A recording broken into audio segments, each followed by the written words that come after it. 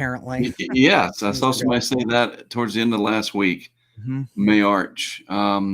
Also, it's Talking Weather with Mark and CJ. It is. Today it is. This is the beginning of our 4th month of doing the show. Started it on December 1st. So thank you for rearranging 5 hours out of your week to help me co-host this and make it not just Mark Sudduth, but Mark and CJ. I love this. It's been great. Appreciate it. All right. Well, with that, let's make it happen, shall we? Let's roll the intro. See ya.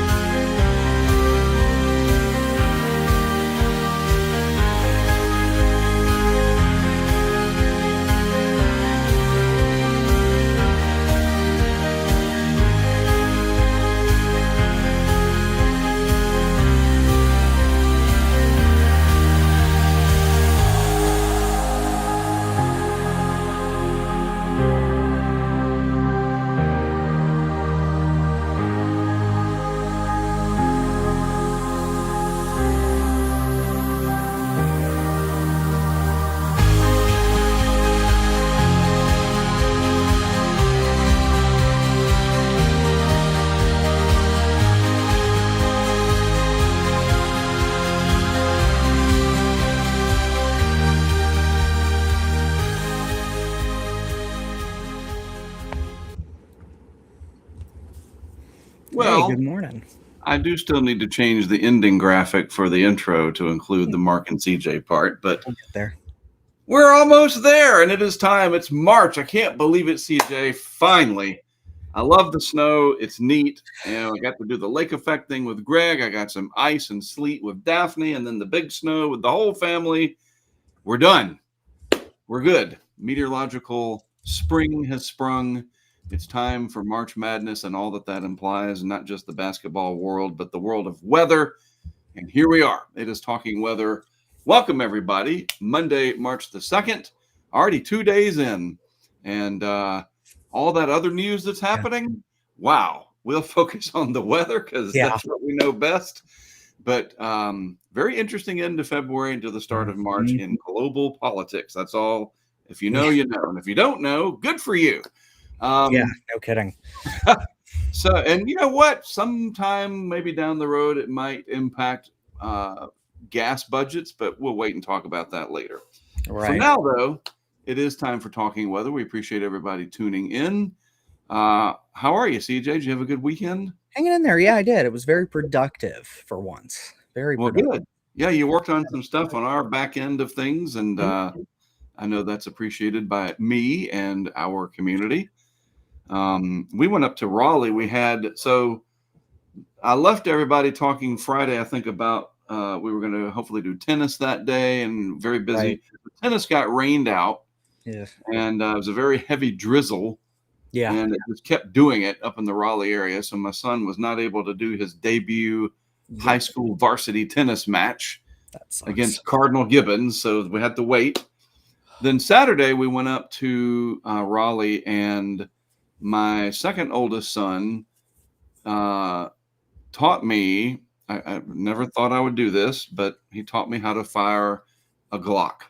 And we went to the gun range, and my other son, Noah, we all did it. My wife partook, and that was pretty wild. And I got, I think, my 4th shot. I hit the X right on the target thing, and good for you. Like, damn, son. So way back in 2007, I think, my friend Tim Millar took me to a gun range down in Miami, but I don't even remember it. Wow. We were there for like a little while, but then we went and did soccer.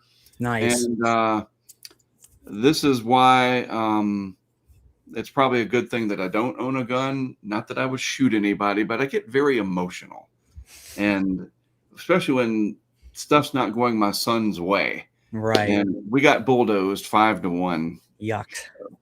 And that sucks. Anyway, it's like you learn more about yourself when you fail than you do by winning. So exactly. In fact, that's going to be the topic of my talks this year at conferences, by the way. Is, embracing failure and how it leads to success.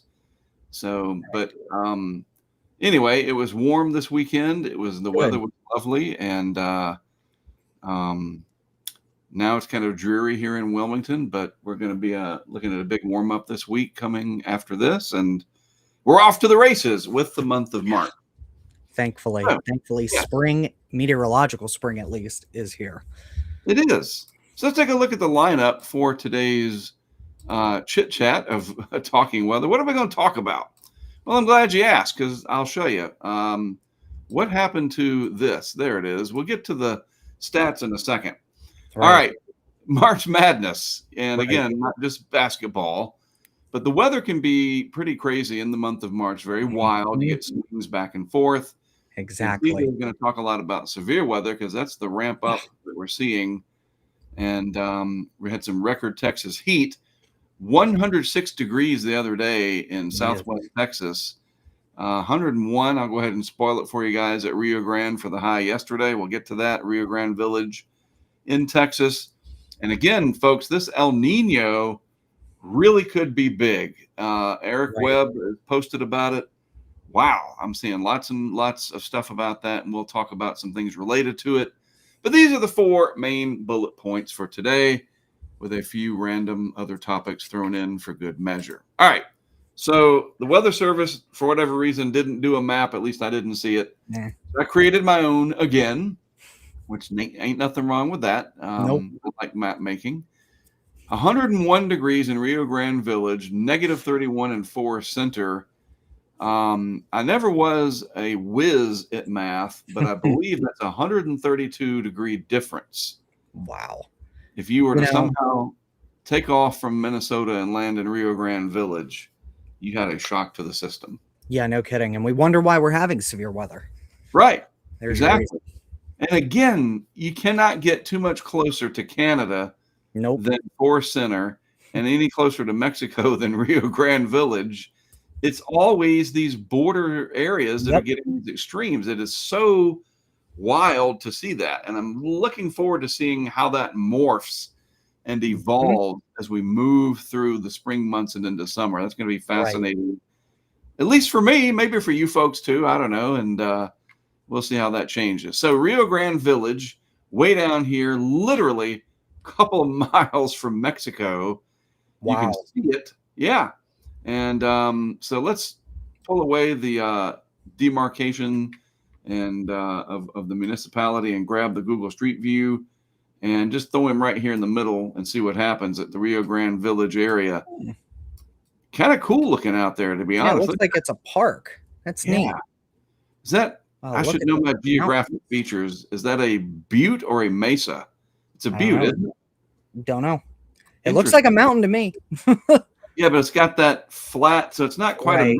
It's not. Yeah. So I think that's a butte. That's neat. Weather Scott would know if he's on today, helping to moderate the YouTube. But yeah, it looks like some kind of a campground. Let's swing the 360 Rio Grande Village RV full hookups. You can do that. There's an amphitheater. Wow. Yep. So if you want to go see your favorite band, maybe catch some Harry Styles out there. Pretty sure Harry Styles isn't playing Rio Grande Village, but nice old looking gas station. I like that. Just the look of everything is quaint and kind of looks like Arizona, to be honest with you. I feel like we're somewhere down near Sierra Vista. When you said about the amphitheater, I'm pretty sure 146,000 rattlesnakes just liked that. Exactly. Exactly. Let's see what else we have out here. This stuff's just fascinating to me. It's why I like to do it. They got the ranger station. It's funny because you get, Texas has this, cowboy Western, like the old school John Wayne Western ethos. And this is, I think, what a lot of people that have never been to Texas think it's like. Right. Yeah. I mean, this is, and you can just look at this and feel the 101 degrees. When was this Yeah, taken? May of 2024. So it's probably darn it's near recent. 101. Yeah. Strong sunshine up there. I can feel it just cracking your skin. Oh, so I think Yes. it's Kathy from Fernandina, right? Right. She said it's been Big Bend National Park. So yeah, it is the Okay. national park there. That's awesome. The Big Bend area along the Rio Grande. That makes sense. And there Right. it is right there. Duh, Big Bend National Park. Oh, well. The expression, if it had been a snake, it would have bit you. Yeah, There you literally. go. Yeah, rattlesnakes out there. That's why Matt Clemens never tunes into our show, because we talk about snakes too much. Poor Matt. All right. So your skin can crack from the heat and dry here. Oh. Let's move north to Forest Center, where it'll crack and dry because of being negative 31. Yeesh. Now, I will say, I'm going to click on this, the White Pine Retreat. That looks pretty cool. Wow. Oh, beautiful. Man. Even at negative, a wood stove. Sign me up. Come up here and write your next novel. Now, you know, we joke, this looks like rattlesnakes. That looks like wolf spiders. Yep, that and Sasquatch. Yeah. Maybe. So this is the Voyager Highway. Interesting that it's G-E-U-R, Voyager. And look for Sasquatch. You might see him. So clearly this was taken in October, because you can see the fall foliage. This is way up in northern Minnesota, the Voyager Highway, close to Canada. And beautiful. Oh, we're switching jumping time. Oh, still October 24, just a different. I guess the Google Street View person had to duck into the cabin and spend the night. So it's a different day. Beautiful territory, beautiful country side. And a little bit too cold for me, negative 31 for the national low temperature on March the 1st. So there you go. All right. Never been to Minnesota that I can remember myself. Neither have I. Been to Texas a few times, though, and we have felt that 101 and more. So let's take a look at who is on our chat today. Let's see if everything works. It's a Butte. So the only thing I would say, Katie Smith, is I think Butte has 2 T's, right? I think it does. It does. Just joking. But so it's a Butte. That's what I thought. It was, because a Mesa would be smaller in scale overall. But Katie Smith also says it's a Mesa and a Butte. But I think it's a Butte. Phobic of snakes too. So I don't really have I'm not scared of snakes, but I don't own any snakes. Let's just call it that, right? So if I see one, I tell it to move along, and that's the end of it. So, Catherine, I am the exact same way, but with spiders. Right. Snakes don't bother me. Arachnids, if it has more than 6 legs, it deserves to die. It deserves. That's a little rough. Come on. You just move it along. I mean, I'm the designated bug. Yes. You can greatly handle that. I will beat it out of fear and ignorance. I mean, I almost got myself killed in 24 with Greg when there was an alligator snapping turtle pinned up against the divider on I-35 just out of Wichita. Those things are mean. And I was going past, we're going 70 miles an hour, and I saw it, and I pulled over abruptly to the shoulder, and Greg was, what's happening? What's going on? I'm like, I cannot let that turtle die. Yeah, well, that's the thing down here, too. I have literally seen driving through downtown Sarasota, women dressed in high heels, fully, dressed to the nines for work, shooing turtles across the street in the middle of July. Well, that happens here all the time. If you know, you know. I've done that a few times. I love when you go to get out and, pick them up by the shell, and then they start hissing at you, and it's like, dude, I'm trying to help you here. Well, in this situation, I had these extrication gloves with me. Oh, right. To get years ago. And because the snapping turtle, some people pick them up by the tail. I just can't do that. And I'm not ignorant. I knew I had to be careful, but you got people going by at 80 miles per hour on I-35. The turtle was pinned up against the Jersey wall. He just couldn't get over it, obviously. And I just couldn't let it go. It's like, I've got to save this guy. So I put the extrication gloves on, ran down the side of the shoulder, waited for it to be clear. Greg's in the Tacoma, just like, what is he doing? These trucks go by, they when it shakes the Tacoma. Yeah.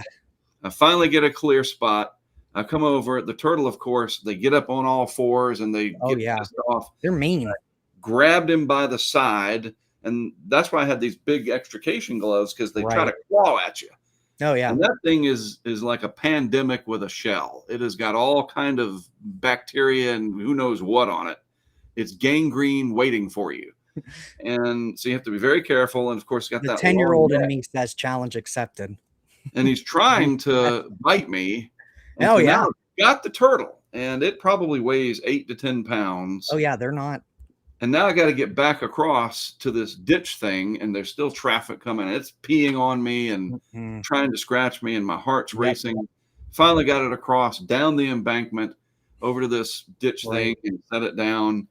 And then, because of all the excitement, I started hyperventilating, and I didn't know what it was. It scared, because Greg came down to make sure I was good. He was done. He went back to the Tacoma, and I sat on the guardrail. I couldn't catch my breath. It was very scary because all the excitement, I forgot to breathe, I guess. Right. And I was really worried. Adrenaline. That's what adrenaline feels like. It's, it's nuts. Yeah. Like, come on. I just saved one of God's beautiful creatures, as scary looking as they are. They're like 300 million years old, those turtles. Yeah, they're living fossils. Right. But give me a break here. I can't have freaking hyperventilation. But anyway, there's my reptile, snake, turtle story for you. And I have been known to move a copperhead or two out of my walking path. And anyway, snakes, whatever. I'm not as bad as Indy was on the plane with snakes. But again, I don't own snakes. So there's that in between where they have a role in our ecosystem and we let them go about their way. Funny how the national high temperature led to this big conversation that's somewhat meaningless, but whatever. Talking weather, talking snakes. Right. All right. What's next, CJ? Let's see. Get back to the subject at hand. It would be something in here. There we go. Ben Knoll. Hello, spring. Yes. Meteorological winter is over. The season featured record warmth in the west and was the coldest in a decade or more in the east. Yes, it was. According to preliminary data, it was the second warmest winter on record for the contiguous United States as a whole. And that really owes to the fact of how warm it really was out west. And all of these areas set record temperatures. Denver and Colorado as a whole, the snow deficit is terrible. You only have 29 more days, something like that, and March is over. And March is their snowiest month out there, but they really need it. Back east, very cold, especially Florida. Yeah. When we were just down there recently celebrating Cornelius's 50th, I saw all the dead vegetation or whatever it was, hopefully stunned and not completely dead. Very brown. Yeah. Very brown. But yeah, the second warmest winter on record for the lower 48, basically, as a whole. That's saying something about how warm it was out west, and all kinds of stuff that Ben posts. Excellent graphics and maps and so forth. Exactly. Oh, there you go. From Mark here, this is interesting. Driest Colorado winter and spring runoff is sketchy. This was 2 years ago near the river's headwaters. That's very important. We're going to talk about this more and more because the headwaters in the Colorado River, etc., that is going to affect not only Colorado, but down into Utah, Arizona, and then eventually down towards Mexico as that spills into the Gulf of California. This is important stuff. All right. Related, Colin McCarthy with more map making and map posting info. More than 100 official climate sites across the West just saw their warmest winter in recorded history. So it's not 5 or 6. It was more than 100. Wow. And, part of this is related to the pattern change that's coming up to give us the El Nino. Right. And part of it is just the overall shift towards a warmer climate, which has a lot of factors built in, of course. And the end result is warmth and lack of snow and problems down the road. Yep. Nuts. Today, even though this is the whole point of the March Madness thing, like kind of tranquil today, but just give it a few days, and we'll certainly talk about this on subsequent episodes. But not too bad out there right now. Some winter weather advisories here. And what do you call this part of the country, CJ? Is that the coal belt, the rust belt, Appalachia? So, yeah, I would call that more Appalachia. Okay. But I mean, generally upstate New York, Western Pennsylvania, Ohio, Michigan, Indiana, it's the Rust Belt. But yeah, that would be Appalachia, I think. And then Northern Virginia. Ohio Valley, or whatever. But not too bad overall. Finally, the lake effect snow machines have relented for Buffalo, especially up towards Alkmaar and vicinity. But a few winter weather advisories through here, even some winter storm warnings in parts of West Virginia. Red flag warnings in here for southern Colorado, northeastern New Mexico. A few winter weather advisories in southeast Wyoming. But that is about it until we get further down the road, which we will explore going forward. Yep. I saw this, another interesting thing from and I never can remember exactly, it's the Aircraft Weather Center, or I'm sorry, Aviation Weather Center. I got to commit that to memory. AWC, Aviation Weather Center. So you have your Storm Prediction Center, Weather Prediction Center. This is Aviation Weather Center. Okay. Yep. I've got it. Localized severe icing possible in banded freezing rain areas. Icing layer mainly between flight level and 21,000, or flight level 21,000 feet and the freezing level. Yikes. And if we look at it here, that goes right across what we were just looking at. Yep. So de-icing operations, cute little icon there. And airframe icing. Now that's scary. Yep. See it, that little, I don't know if I can enlarge this, but a little bit of ice there on the right wing. I see it. That aircraft. Wow. So, moderate to severe icing, the freezing level, so forth. Localized severe. Winter still trying to hang on in a few areas. Yep. More here from March 1st. I don't know. It's just a neat account. I like watching stuff that I didn't know a lot about before. And this is definitely one of those realms.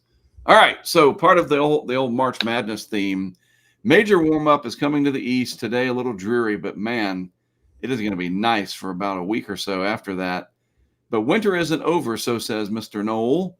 A second major sudden stratospheric warming event of the season means that old man winter still has a few tricks up his sleeve. And I think he's colluding with the groundhog then. That would make sense. Your conspiracy theories confirm that old man winter and the groundhog, they are related. Don't put away the shovel just yet. And this is a look at the lower atmospheric temperatures as we get to and past St. Patrick's Day.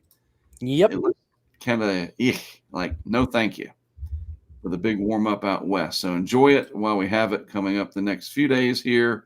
Look at that warmth. The entire lower 48 looking really good. And then, as Ben talks about here, dips in the jet stream. And CJ, it's really easy to point out right there. I'll use green. You know what's going to be happening at that demarcation area right there, right? Yep. And you can actually see the warmth being pulled up into the low. Right. Right. Gross. So that's why the weather pattern's been so volatile lately. And this is just going to add to that volatility. Yeah. And with the El Nino adding its influence, and we'll talk about that too. Yep. Wow. And it's interesting. We just talked about the extremes. I did want to show this post from Shane. I found Shane from the algorithm. He popped up one day, and I like his posts from Alkmaar, big time fisherman, weather enthusiast. He's actually done some storm chasing. There's a non-zero chance that we have seen him somewhere on the Great Plains. He interacts with a lot of the same people that we do.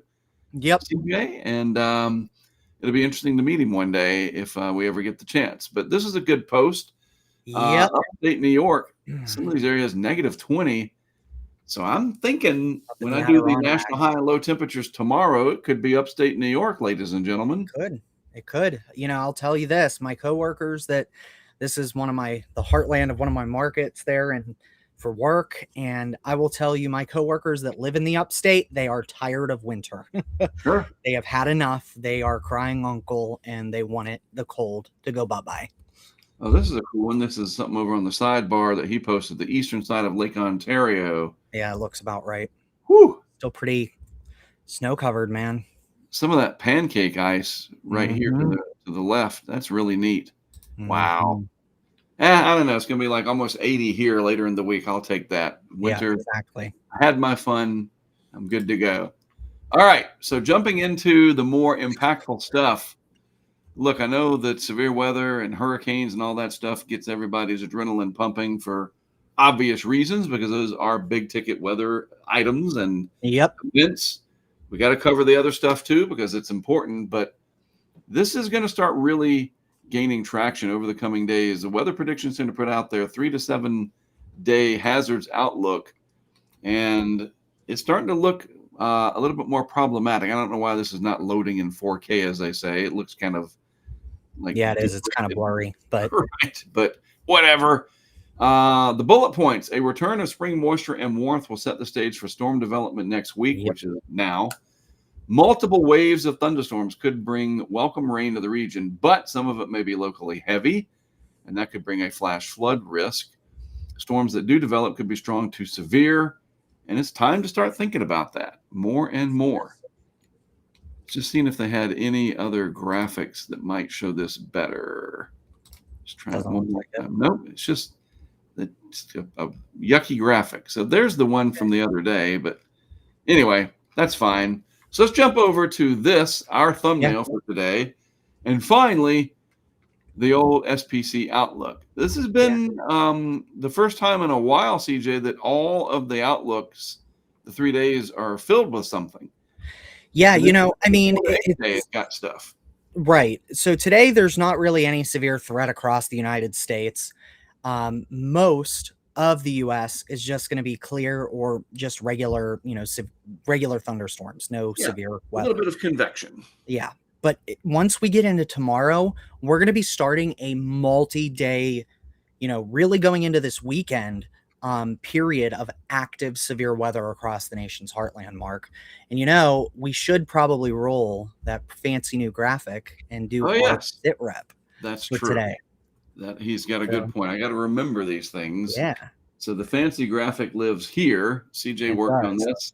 So time for the sit rep of the old severe weather realm, and then we'll jump down to this guy. Now it's all complete.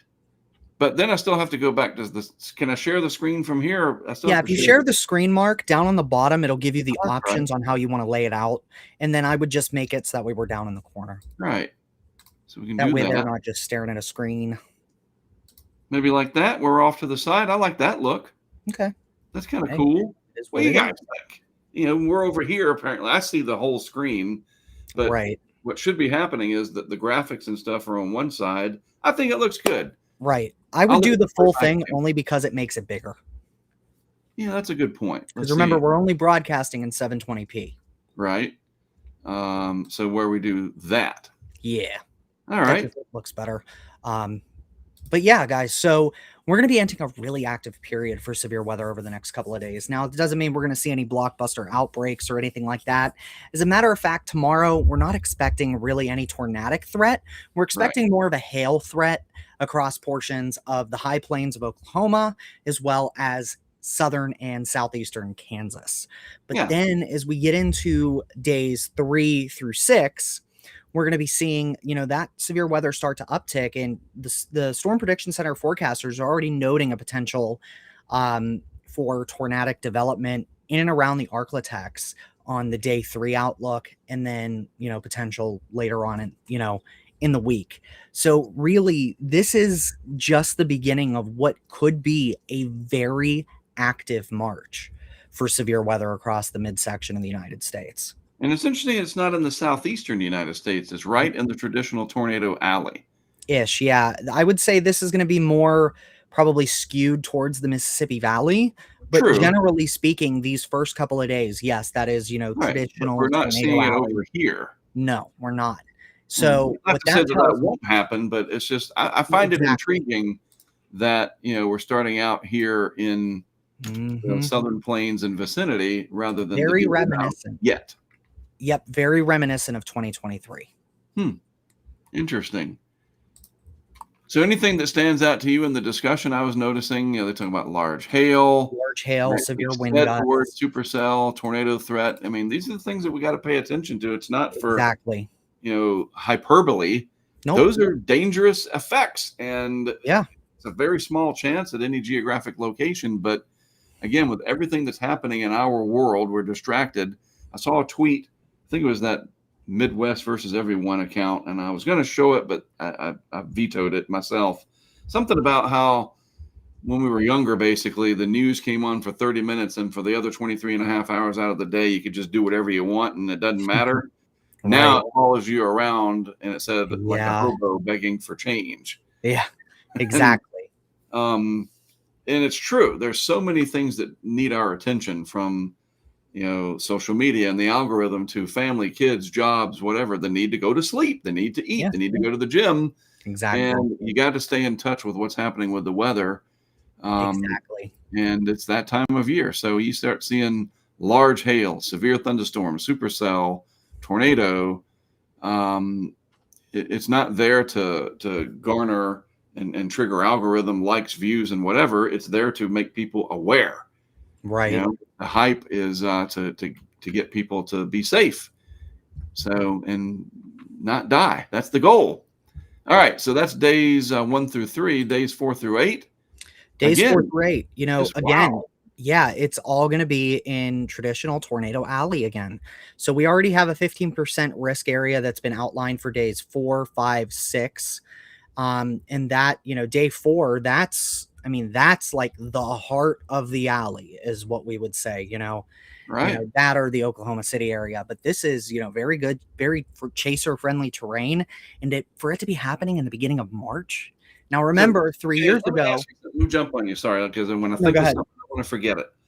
Are these storms, though, going to be, because it is early March, for Pete's sakes, fast moving, or are we just in a pattern where, no, they're actually going to be, like, I have not read the discussion yet, so I don't know for sure, but I typically think is when you're pre-May, these storms just typically move very fast. Or are we in the type of pattern that we would see in May, and they're not going to be moving at 60 miles per hour? Did you glean any info?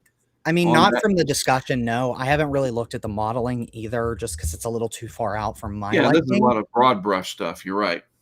But generally speaking, yes, usually supercells and just storms in general this time of year are more HP in nature. There's more precipitation for whatever reason. I think it has to do with the lower temperatures and lower dew points that are closer to the air temps being only in like 50s, 60s, and that, allowing the P-watt values to kind of go up. Sure. It's just easier for it to rain. Yeah, it's easier for it to rain, and there's more nighttime hours than you get in May. True. Right. So, it's cooler and it allows more water to precipitate out of the atmosphere.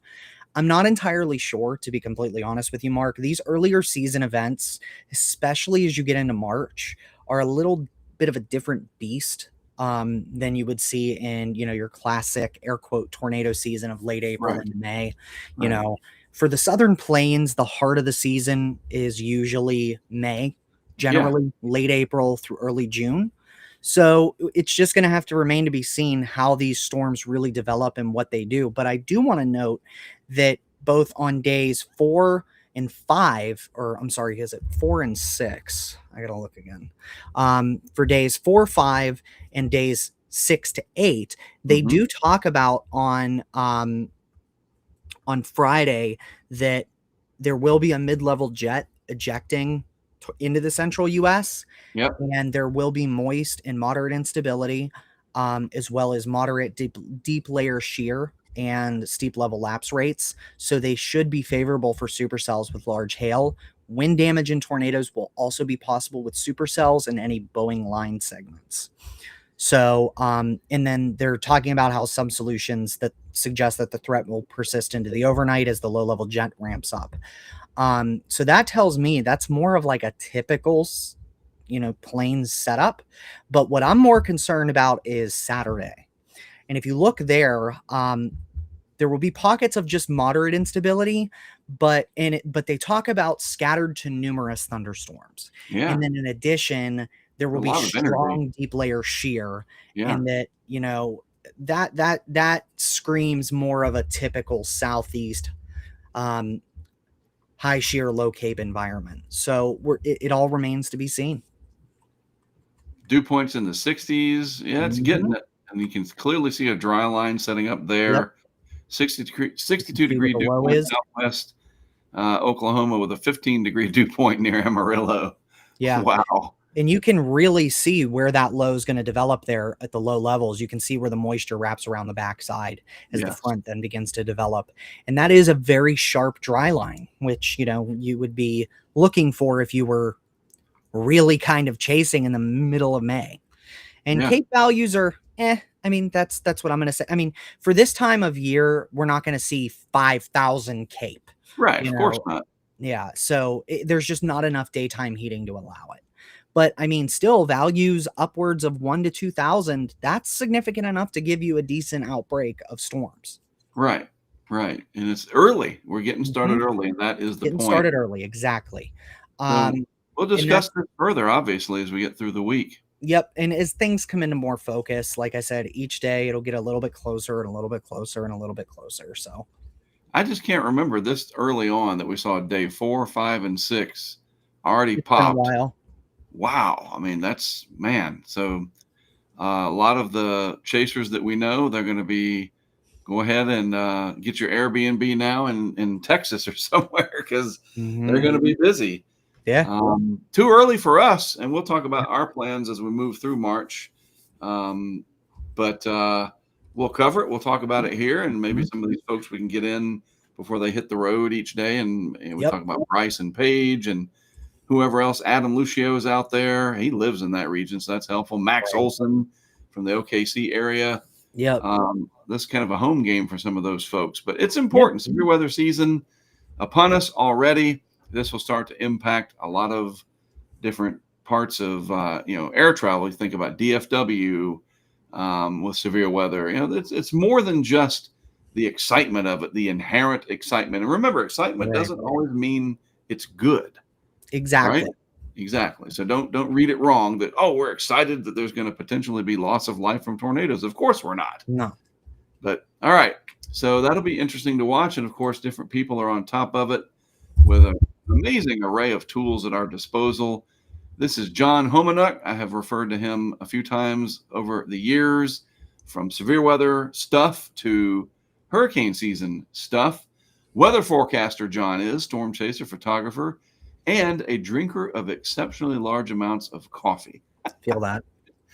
Empire Weather, if you are so inclined to follow on the Twitter, there's a few different accounts there. So what's he got? He's got the Substack, and he has a great title for it called This Week in Chasing, and he does a really good job. So this is the machine learning from CSU and how it gets triggered, and you can really see the pattern starting to change here. There's day 1, there's day 2, day 3, and then through day 5 through 8, very similar to what we see from SPC.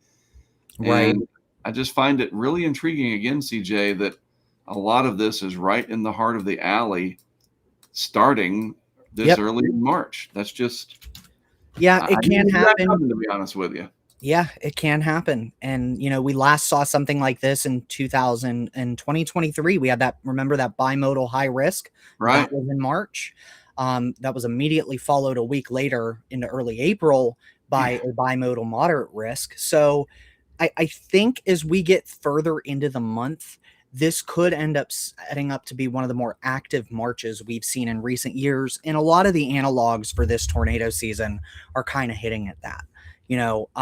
There could be a chance that May is actually a down month this year, followed by a ridiculous June. We saw that in 2023, where June. Weird how that works. It's just weird.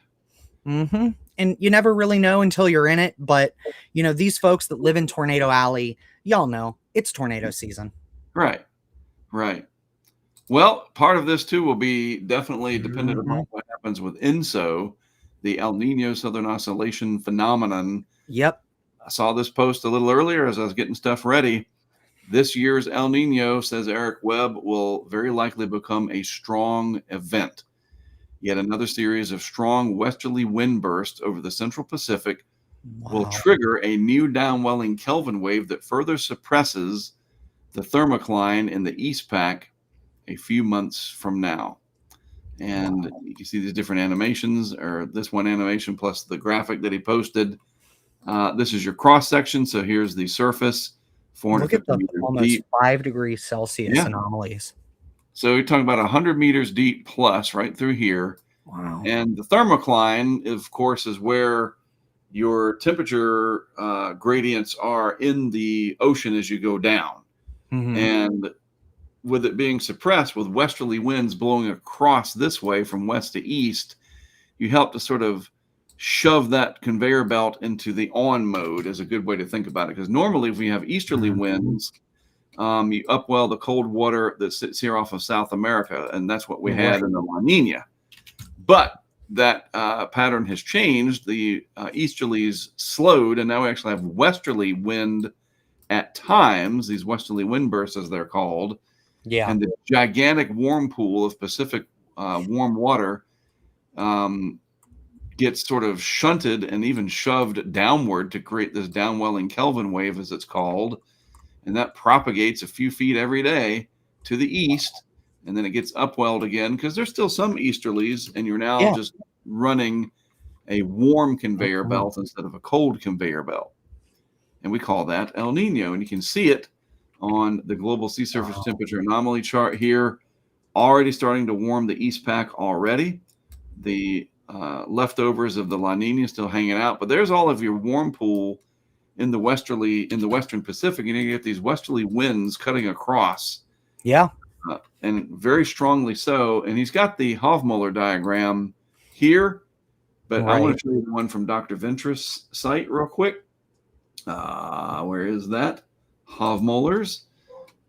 And I just think this shows it the easiest.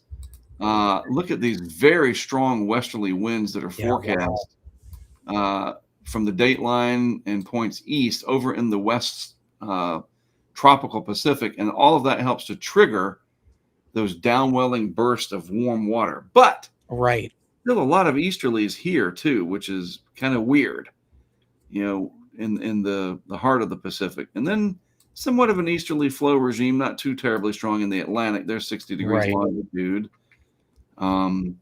So we'll see some interesting things happening with the INSO and the Atlantic anomalies. Not too warm relative to average in the MDR, but it's only March. We'll talk about hurricane season more and more as we get closer. And we'll do a little teaser real quick. This is from Danilo Evangelista. I saw this the other day. I sent you this tweet in a text, CJ. I said, So the CANSIPs. And I want to talk about that real quick because it's a little complex. So I used our good friends at OpenAI and ChatGPT to help me give you guys a really easy way to understand this. So the Canadian seasonal model, that is what we're looking at here. And the CANSIPs literally means, I had it up earlier, the Canadian Seasonal to Interannual Prediction System, or CANSIPs. So it's kind of like their ensemble or a super ensemble, something like that. And it's a climate model, and it shows us that it was initialized on the last day of February, the 28th, and it runs through, in this case, September of this year. And we're looking at sea surface temperature anomalies here on this graphic, and the CANSIPs clearly showing a stout El Nino event in the Pacific.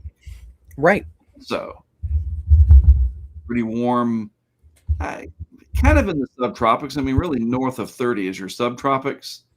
So some warmth down in the tropics, but not an overly cold Atlantic, you know, to be straight about it, clearly. You know, but the warmth is not concentrated deep in the tropics, but it's not all up here. And that's what's very, very important. We're not seeing high latitude. Let me just draw some red on for you. We're not seeing this. Let me just try to color it in. Mark's back in kindergarten, ladies and gentlemen. Like if the very warm anomalies were way up in the North Atlantic like that, with cooler anomalies down here, then I would say we're probably going to have maybe less than 10 named storms this year. But we're not seeing that. And the reason behind that configuration would be that all of that warmth up in the North Atlantic would distort the pattern and give you major stability issues. This is not ideal by any stretch for an active season, but it does not say to me verbatim the season is all but shut down either. Right. So similar to 23, where we had a raging El Nino and a very warm Atlantic, this is not near that. I don't want to, that's not what I'm saying. But if the CANSIPS comes out being correct, and we'll see what the new guidance from the Euro shows, in the NMME, which is the North American Multi-Model Ensemble. But this is an interesting, okay, we still might have enough tropical activity to, we always want to pay attention, but it's going to be interesting to see what Phil and company says next month. Let's just say that. And CJ added to it the precipitation stuff. Yeah, this really kind of was a little jarring to me, just kind of looking at this. It was very strange to see those high precip anomalies in the southerly Atlantic, North Atlantic, I guess you could say. Right, Southwest Atlantic. But look at the Gulf, especially the Eastern Gulf. Kind of a, when it comes to precip. Very dry relative to average. This is your total accumulated precipitation anomaly in millimeters, valid for September. So this is just 1 month. It's not an average of the whole summer. This is part of Danilo's post here. And I think these are on the Tidbit site. So why don't we just jump over there and we'll take a look at the old models, or take the telestrator and tell it to take a hike. Climate models, CANSIPS, and we will do the entire world. We'll do the entire world. There we go. Wow, and there it is. Start over. We'll do the sea surface temperature anomaly. Here we go. So this is March, April, May, June, July, August, September. And this is where Danilo got these graphics. So again, the progression towards El Nino, very pronounced, but the Atlantic does warm up, as you can see. With it. Not down in the deep, deep tropics, but still, you're not seeing that anomalous warmth way up in the northern high latitudes. So I don't know. It's going to be an interesting conundrum for the forecasters to give us their numbers when the time comes. Precip, the monthly total. This is March, and this is going to be important to watch for the plains. It looks kind of dry for April, but then May, look at that, CJ. Let's see if we can. Texas. Western U.S. There we go. Wow. Oh, interesting. So that's May. That would argue against an inactive May. Right. But then go to June? Yeah, so then June, not bad. Looks like southern plains, the southern plains. High plains. Again, if the CANSIPS is right, we don't know because we're not there yet. We don't know. And then July, some monsoon activity. Now, look, this is good. On one hand, this could help to save what we are lacking for the winter up through the Rockies here. Oh, that's a terrible. Let's try that again. We use blue and nice thick stroke line. So the anomalies for the precip through the Rockies here, that's pretty good. But this could start inducing potentially, if it's dry thunderstorms, the threat of lightning, obviously, and fires. The renewed flooding threat. You think about Ruidoso, it's going to be years and years and years before they're out of that because of the burn scars from a few years ago. I see this as both the geographer and the meteorologist in me and think all kinds of different things about it. The positives, the negatives, the impacts, and so forth. But then when we get to August, look what starts to happen. And then September, this is very interesting for the Southwest, because we could be driving some tropical cyclones in here from the East Pack. Wow. But if we shift this over and look at the eastern U.S., and this includes the Gulf, wow. Again, I like seeing that wet anomaly over us, but not necessarily in September. So there's August. So look at August. So, and remember, in years like this, we had some bigger storms in August hitting the Gulf Coast of the state. I believe Idalia was an August hurricane. Correct. Yep. End of August 2023. Yeah. 2021, you had Ida there on August 28th, 29th. Yep. But we'll see what this shows when we get to April. Things can change. There's October. This would suggest that we don't have a Caribbean hurricane season. Yeah. Wow. that's something else. That's a change. And even November, just I'm not exactly opposed to it. Because right, certainly. But you know, you got to quell the drought somehow. You just don't need it. Yeah, I agree. I'd just rather do it with a May tropical storm than an October Category 5. So we'll revisit this a month from today. Yeah. I'll be somewhere on a conference, probably in South Florida at that point. But we'll bring the talking weather with us wherever we go. Exactly. And we'll look at this again in May. All right. Right. And, you know, Mark, this is going to be something I'm going to be watching evolve, especially down here for Florida, because this will directly impact our winter severe weather going into next year. Right. So the climate models, again, you get the Euro stuff. I think that comes out like the 5th or 6th. I think Ben refers to it as Copernicus Day. There's just so much information now. It can be overwhelming. That's why we like people like Ben, who gives us nice little encapsulated tweets that we can talk about here. It makes my work a lot easier. Right. But we have the NMME, which is the North American Multi-Model Ensemble. I don't know if that ran yet for, let's see. Let me just jump back up to the climate NMME. And that was the 8th of February. So it's going to be a little bit of time before we get an update. So maybe around the 8th of March, we'll get a look at the North American Multi-Model Ensemble. All right, so a couple of things before I let everybody go. I tried to do the Twitter today to send this on there. I think yours is doing it on. Did I see that? Yeah, it's live.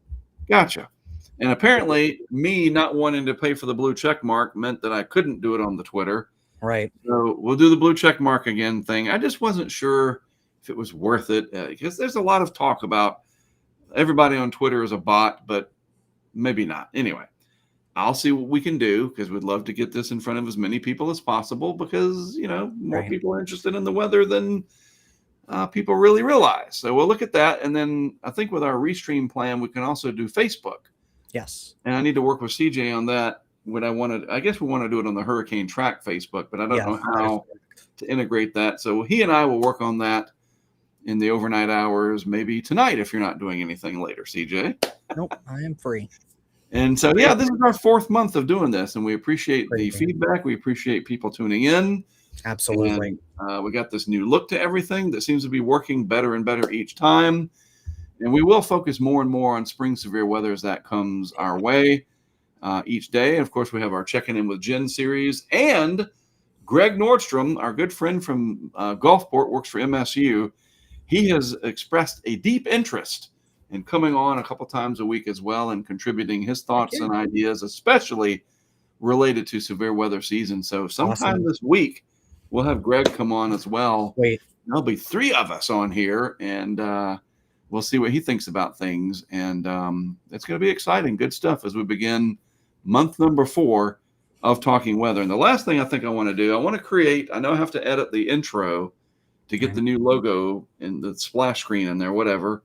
I think also some kind of a neat little ending video would be good as well, an outro. Yeah, that when I say, oh, thanks, everybody, see you tomorrow, I punch that up, and it's a couple minutes of something. And I'll come up with something, and we'll have an outro, and then we'll be done, and Talking Weather will be complete. And yeah, we're getting there. I like where we're going with this, and I really appreciate your help, CJ. Appreciate it. No, I'm glad to be a part of it. So for today, no outro. It'll just be us saying thank you for tuning in. I'm Mark Sudduth in Wilmington, North Carolina. That's CJ Morgan down in Sarasota, Venice, Florida area. And this has been Talking Weather for Monday, March the 2nd. We will see you tomorrow. Have a good rest of your Monday. Have a good one, y'all. Thanks. Goodbye.